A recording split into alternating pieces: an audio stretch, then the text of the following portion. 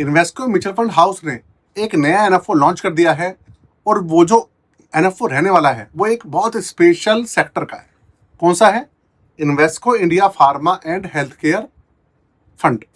ये एक active match fund होने वाला है। किस तरीके से काम करेगा, कब लॉन्च हो रहा है, क्या डिटेल्स हैं, आपको इसी इंफॉर्मेशन में मैं इसी वीडियो के अंदर सारी इंफॉर्मेशन दे दूंगा।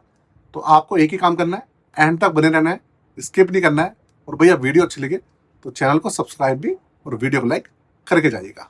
शुरू करते हैं। फंड का नाम आपके सामने है Invesco India pharma and health care fund.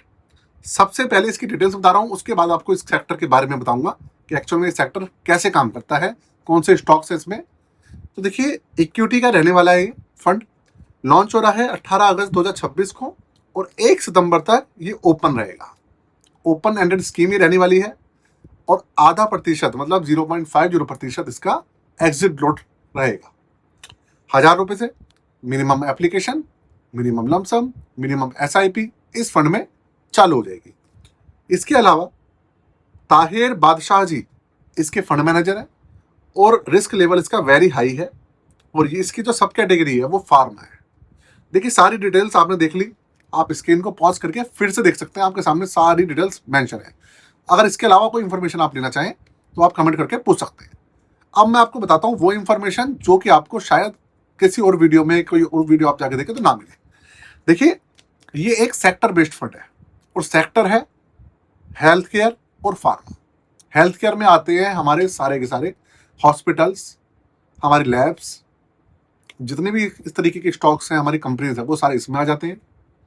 और फार्मा कंपनीज में आती है हमारी दवाइयाँ बनाने वाली कंपनीज।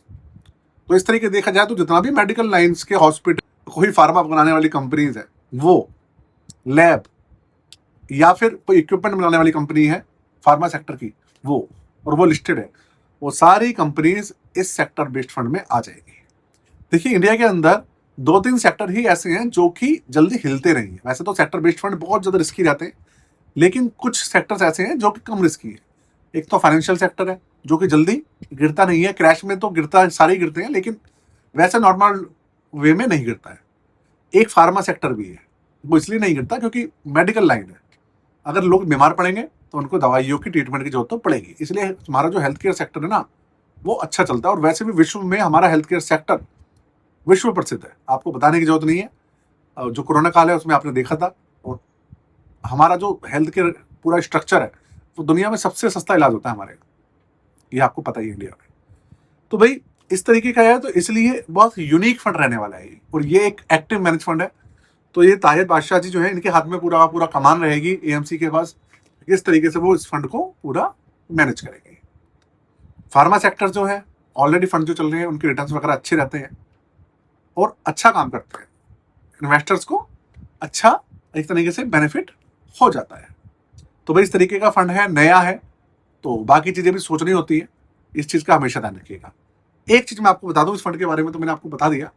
बाकी आप नए हैं अगर हमारे चैनल पर, तो हमारी पोर्टफोलियो सर्विसेज के बारे में जान लीजिए। देखिए, चार्जेस है 999 रुपये।